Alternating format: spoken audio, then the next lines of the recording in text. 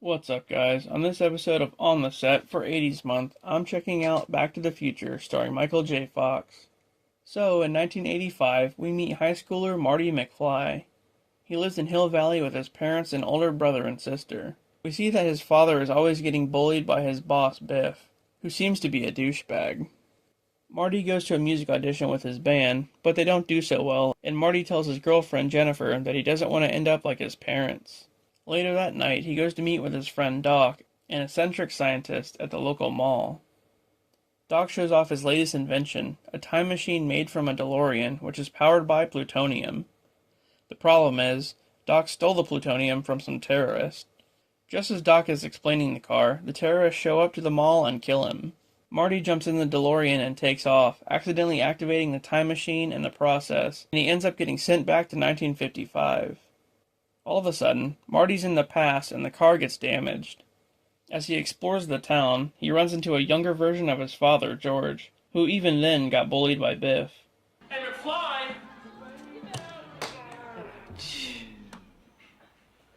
I thought I told you never to come in here.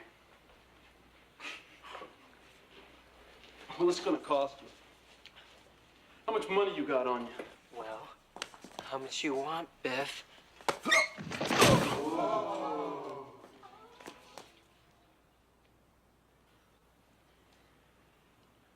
All right, punk. Now I'm gonna... Whoa, Biff. What's that? That's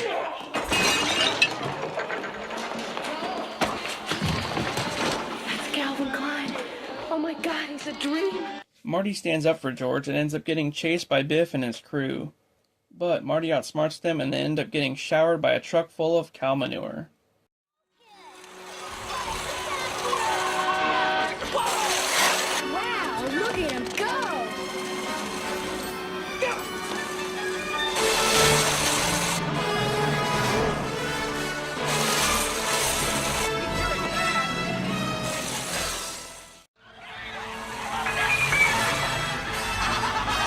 I'm gonna ram him!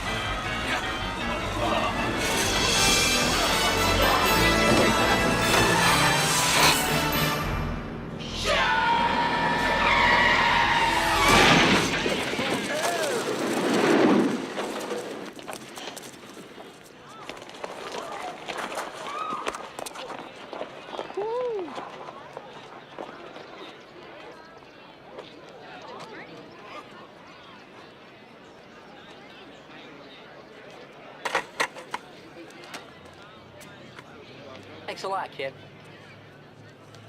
I'm gonna get that son of a bitch.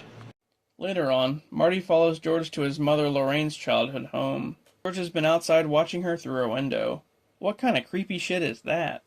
Anyway, George nearly gets hit by a car, but Marty saves him, getting knocked out in the process. When Marty wakes up, he's on Lorraine's bed and she's nursing him back to health. She immediately falls for Marty and he tries to keep his distance. After that, he finds a younger Doc and tells him about what happened with the DeLorean. He's convinced that Doc can fix it and send him back to the future. But Doc tells Marty they don't have any plutonium, so the only thing capable of replicating that kind of energy would be a lightning bolt. Just then, Marty remembers that a lightning bolt will strike the town's courthouse in a couple days. As Marty's presence in the past starts to disrupt things, he looks at a photo of him and his siblings and it starts to fade, as their existence in the future gets jeopardized. To put things right, Marty plans to get his parents together at the upcoming Under the Sea dance, where he plans to fake taking advantage of Lorraine so George can save her. George is in on it, but he's iffy about the plan. Later on at the dance, things take a bad turn. Biff shows up and locks Marty inside the trunk of the performing band's car. He then goes to make an advance on Lorraine himself. George doesn't see this and confronts Biff, thinking he's Marty, and somehow he gets the courage to knock Biff out.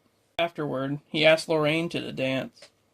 Not long after, the band lets Marty out of the trunk and he has to step in for the guitarist because he hurt his hand. So, in the school gym, Marty plays a crazy song, leaving everybody shocked. It's pretty funny, because no one's ever heard that before.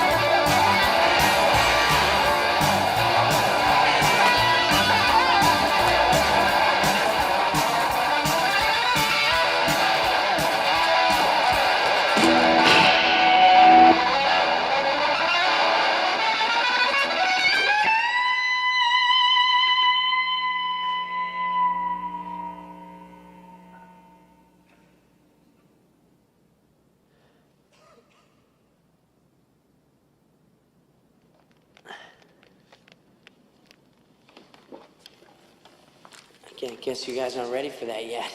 But then he plays Earth Angel and watches as his parents kiss, restoring him and his siblings' existence in the future.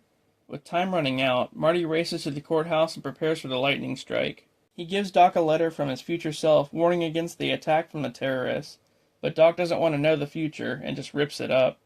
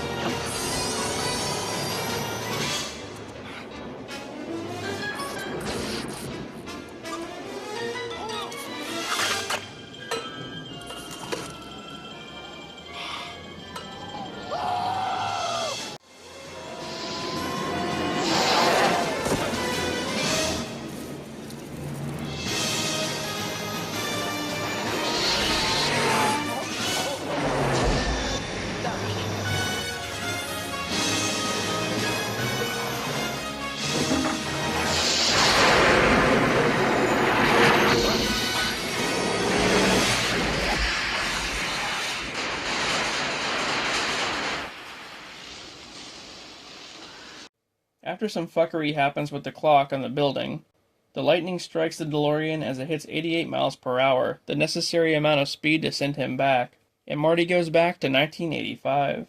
When he returns to the mall, he sees the terrorists arrive to kill Doc, but he's too late.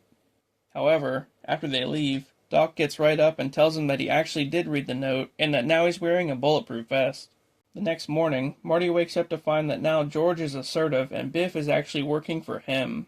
As Jennifer comes by to greet Marty, Doc shows up and says they need to go to the future to save their kids. The end. This one is timeless. Everybody lives Back to the Future.